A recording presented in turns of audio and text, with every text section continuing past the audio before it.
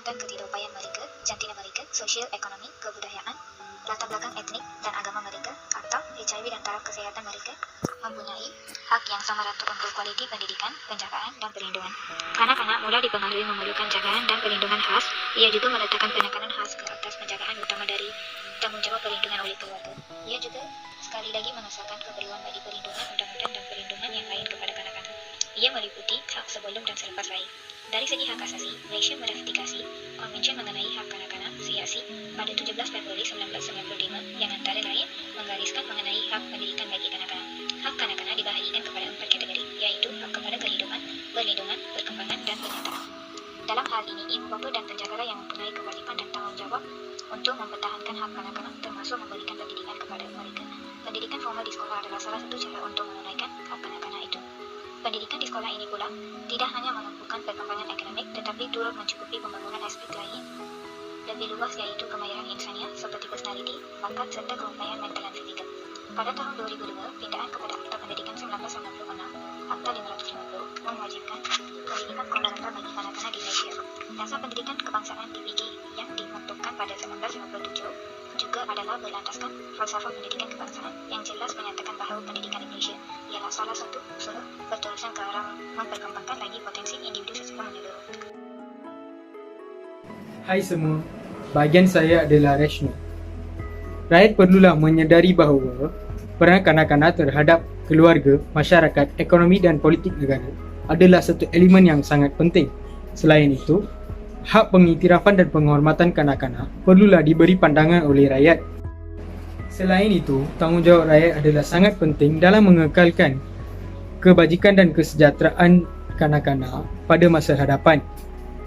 Oleh itu, kanak-kanak merupakan generasi muda yang boleh membentuk sesebuah negara yang maju atau mundur pada masa hadapan. Terima kasih.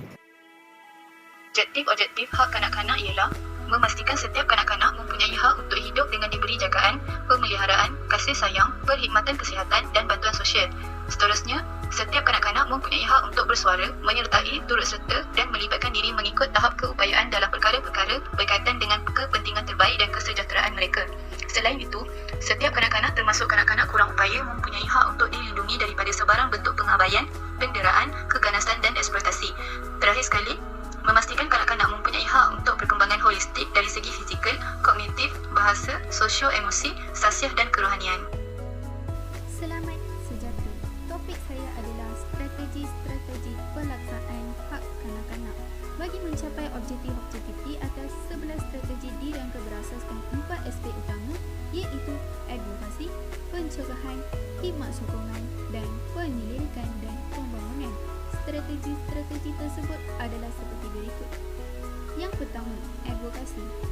Advokasi ialah menerap dan memupuk kesedaran tentang pentingnya tanggungjawab melindungi kanak-kanak kepada semua lapisan masyarakat, termasuk mewujudkan perkongsian pintar dengan pihak media dan pertubuhan bukan kerajaan NGO, termasuk sektor swasta dan organisasi masyarakat.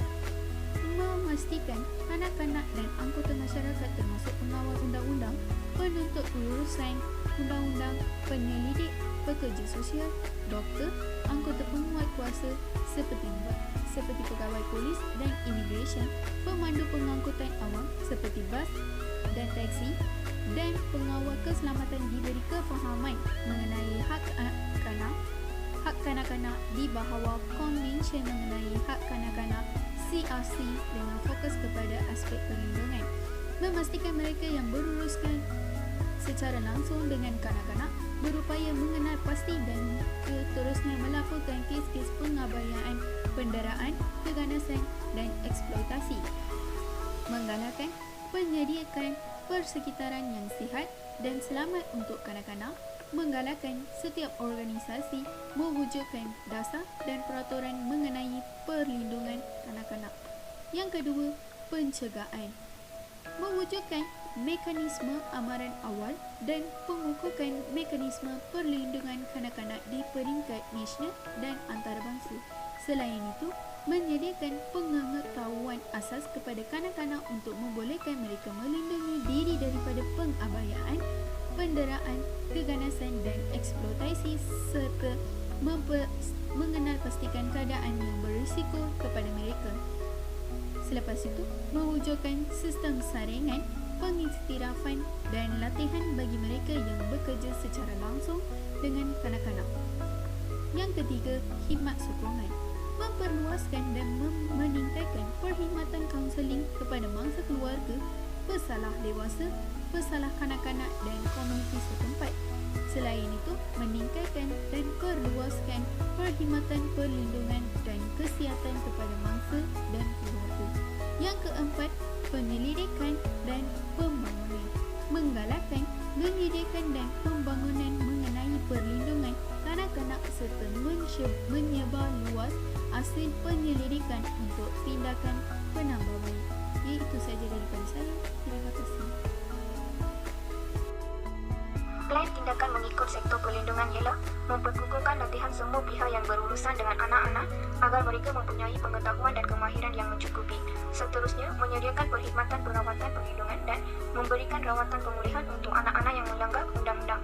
Dalam sektor perkembangan pula, meningkatkan perkhidmatan penjagaan dan pendidikan anak yang berkualiti, mudah dicapai dan berpatutan dalam persekitaran yang baik. Seterusnya, menyediakan infrastruktur dan persekitaran yang mesra kanak-kanak. Dalam sektor penyertaan, memastikan kanak-kanak diberi akses kepada maklumat yang berkualiti. Selain itu, menggalakkan media massa dan pihak swasta untuk menyebarkan maklumat yang bersesuaian dan berkualiti. Sektor penyelidikan dan pembangunan pula ialah memperkukuhkan penyelidikan dan pengembangan dalam bidang perkembangan anak-anak. Dalam sektor kerajaan, telah menubuhkan majlis kebangsaan bagi kanak-kanak untuk menasihati pemerintah mengenai semua masalah dan aspek yang berkaitan dengan perawatan. Selain itu, mengembangkan program dan strategi untuk mendidik masyarakat dan meningkatkan kesedaran mengenai hak. Kesimpulannya ialah, ibu bapa merupakan individu yang paling hampir kepada kanak-kanak.